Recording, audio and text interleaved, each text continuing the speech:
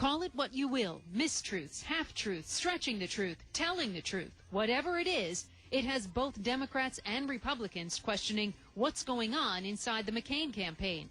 Their opponents have gone so far as to say that John McCain and Sarah Palin are lying their way into the White House, claims the campaign brushes off. I think that those who say that John McCain and Governor Palin are lying about anything in this campaign need to pay closer attention to our advertisements and the record of the candidate we're running against. Make no mistake, the Obama campaign has also been accused of mistruths along the way, like telling voters McCain wanted to spend 100 years in Iraq. McCain actually said troops should stay in non-combat roles for as long as it takes, not that he wanted 100 years of war. But today, Obama turned up the heat on McCain. He's running the sleaziest ads ever. Truly vile. Dishonest smears. McCain stands by his ads, he told the ladies from The View. We know that those two ads are untrue. They're lies. And yet you, at the end of it, say, I approve these messages. Do you really approve them? Actually, they are not lies. Well, are they or aren't they? Keeping them honest. Learning about sex before learning to read? Did Obama want to teach sex education to kindergartners? Not really. The program in question was intended to teach kids how to avoid sexual predators, says the nonpartisan group factcheck.org. What he wanted to do was increase the range of some form of sex education, K through 12, but the kind of thing he was interested in having kids at a young age learn about was inappropriate sexual advances that might be made against them. The campaign's response? Our ads are based on honesty and truth and a true reflection of Barack Obama's records. But what about Sarah Palin's record? On the campaign trail, she keeps hammering home one point. I told Congress thanks but no thanks to that infamous bridge to nowhere. But that's not true. Congress had already killed the project. She never said no thanks, Congress. Opposing the bridge plays into a bigger theme of the McCain campaign, that Sarah Palin is the perfect crusader to help McCain rid Washington of its addiction to earmarks and wasteful pork barrel spending.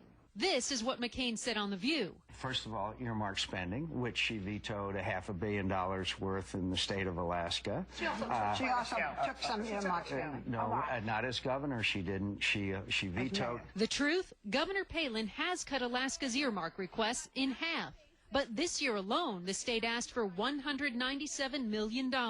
She says that she vetoed a lot of legislation that would have called for earmarks, but that doesn't get rid of the fact that she actually did ask for earmarks for the state of Alaska.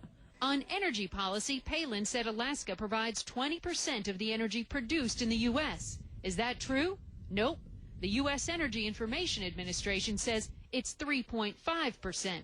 It's a big deal because Sarah Palin and John McCain have been claiming that Palin is an expert on energy in the United States because Alaska has a good bit of oil.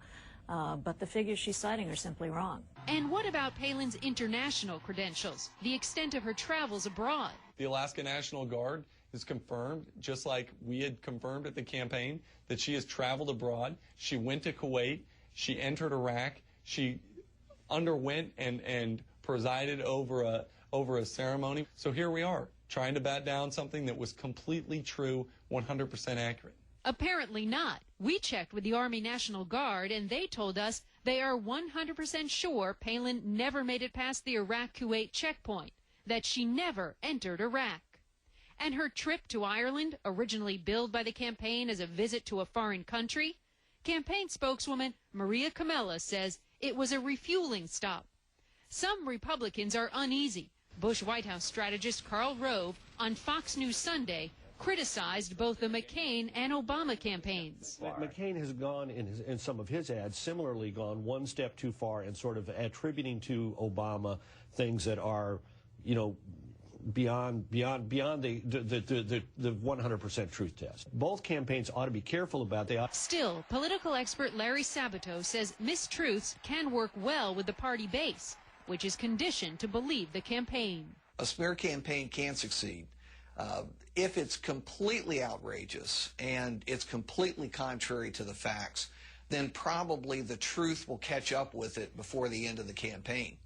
But if the unfairnesses or the mischaracterizations are subtle enough, then the campaign will probably succeed. Now, our expert Larry Sabato telling us tonight that if the McCain campaign can't win pretty, it will try and win ugly. And Anderson, you know it's getting pretty ugly on both sides.